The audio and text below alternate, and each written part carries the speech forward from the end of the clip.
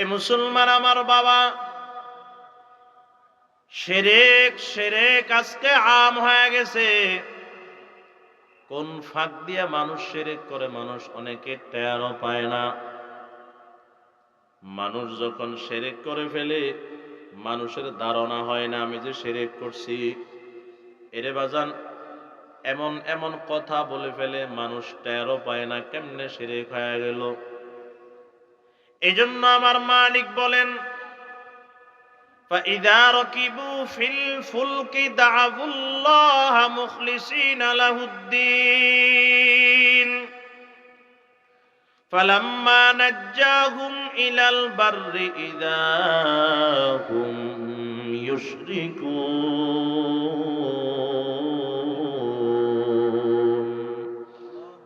আল্লাহ পাক বলেন, মানুষ যখন নৌকাতে আরোহণ করে, খেয়াল করেন বাবা, নৌযানে আরোহণ করে, তখন মানুষ একাগ্র চিত্রে, তখন মানুষ দিলে দিলে একনিষ্ঠভাবে আমি আল্লাহকে স্মরণ করে।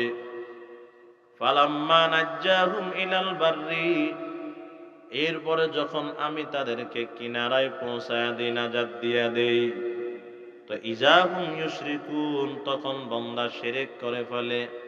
বলে কি বলছেন তো কিছুই বুঝলাম না। খেয়াল করেন বাবা, আল্লাহ পাক রব্বুল আলামিন এই কথাই বলতেছেন, যখন মানুষ নৌকাতে উঠে নদীর মাঝখানে, নৌকা যখন নদীর মাঝখানে চলে যায়, তখন বান্দা যখন নৌকা নড়াচড়া শুরু করে দেয়, ডুববে ডুববে এমন ভাব, তখন বান্দা একমাত্র আল্লাহকেই ডাকে, অন্য কাউকে ডাকে না। যখন নৌকা আল্লাহ দয়া মায়া করিয়া কিনারায় পৌঁছায় দেয়, তখন মানুষ শিরক করে ফেলে, মানুষ টেরও পায় না। বলে কেমনে কেমনে? এরে মুসলমান আমার বাবা, আজ থেকে 6 বছর আগে আমি ওই নতুন যাইতেছিলাম দক্ষিণ হাতিয়া। নদীর মাঝখানে যখন নৌকা ডুবতে লাগে তখন কেমন কষ্ট, কেমন পেরেশানি, কেমন ভয় দেখেছিলাম সেদিন। খেয়াল করেন বাবা, ওই চেয়ারম্যান ঘাট থেকে যখন হাতিয়ার উদ্দেশ্যে রওনা হয়ে গেলাম, এর আগে আমি আর কোনোদিন ওই নৌকাতে করে এত বড় নদী পাড়ি দিই নাই। এর বাজান ট্রলারে করে যখন রওনা হয়ে গেলাম, নদীর মাঝখান বরাবর যখন চলে গেলাম, তখন নদী ছিল গরম, ঢেউ ছিল বেশি। যখন ঢেউ শুরু হয়ে গেল, এমন ভাবে পানি নৌকার ভিতরে উঠতেছে, কিছু মহিলা আছে চিৎকার দিয়ে কান্না শুরু করে দিল। কারণ কি বাবা, এমন জায়গায় এ হালত হয়ে গেল, ওখান থেকে নদীর সামনের কিনারাও দেখা যায় না, পিছনের কিনারাও দেখা যায় না, মাঝখানে তখন পড়েছিলাম। মহিলাদের কান্না দেখে আমি তো নতুন মানুষ, আমিও ভয় পেয়ে গেলাম। তখন কেউ আল্লাহ ছাড়া অন্য কাউকে ডাকে নাই, শুধু বলতেছে আল্লাহ বাঁচান, আল্লাহ বাঁচান, আল্লাহ বাঁচান, আপনি ছাড়া কেউ রক্ষা করার নাই। এরে বাজান, যখন নৌকাটা কিনারায় চলে গেল, ওই আল্লাহ যে বলছেন নৌকা কিনারায় পৌঁছায় দিলে, তখন বান্দা শিরক করে। বলে কেমনে? এই নৌকাটা যখন কিনারায় চলে গেল, যারা একটু আগে কান্না করছে আল্লাহ বাঁচান, তারাই কিনারায় ওইটা বলে নৌকার মাঝি বড় মজবুত ছিল, এই জন্য বাইসা গেছি। বুঝতেছেন নি আপনারা? এরে মুসলমান আমার বাবা, তাহলে জবানটা খুলে বলেন না, নৌকার মাঝি বাঁচাইছেন নাকি আল্লাহ বাঁচাইছেন? এ মুসলমান আমার বাবা, ও ঢাকা থেকে রওনা হয়ে গেল, বাসে করে ঢাকা থেকে রওনা হয়ে গেছে।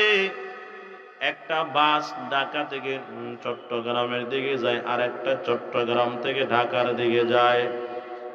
দুইটা মুখামুখি হয়ে যাবে এমন অবস্থা।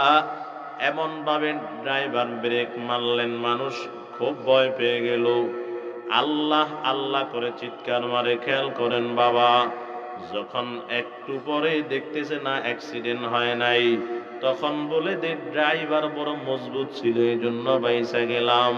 এরে মুসলমান আমার বাবা, ওই বর্ষাকালে খেয়াল করেন বাজান, তুফানের সময় বিমান যখন উপরে উঠে অনেক সময় যখন বাতাসে বিমানকে পেয়ে যায়, তখন বিমানটা এদিক সেদিকে একটু কায়েত হয়ে যায়। খেয়াল করেন বাবা, এই বছরের প্রথম সিজনের শুরুতেই আমি যখন ঢাকা থেকে সৈয়দপুর বিমানে যাইতেছি, উপরে যাওয়ার পর একটু বাতাসে পাইতে বিমানটা এমন এমন শুরু করে দিল, ভয় পেয়ে গেলাম বাজান। 14,000 ফুট উপর থেকে যদি এটা পড়ে, কাউকে তো খুঁজে পাওয়া যাবে না। এরে বাজান, তখন ভয়, দিলের ভিতরে ভয়ে কাজ করে। কিন্তু যখন বিমানটা নিয়ন্ত্রণে আইসা যায়, তখন বলে পাইলট বড় মজবুত ছিল, এই জন্য বিমানের কিছু হয় নাই। জবানটা খুলে বলেন না, পাইলট আর ড্রাইভার আর মাঝি বাঁচাইলো নাকি আল্লাহ বাঁচাইলো? বলেন বলেন, বাঁচানোর মালিক কে? এরে মুসলমান আমার বাবা, শিরক করে ফেলি আমরা, খবরও রাখি না।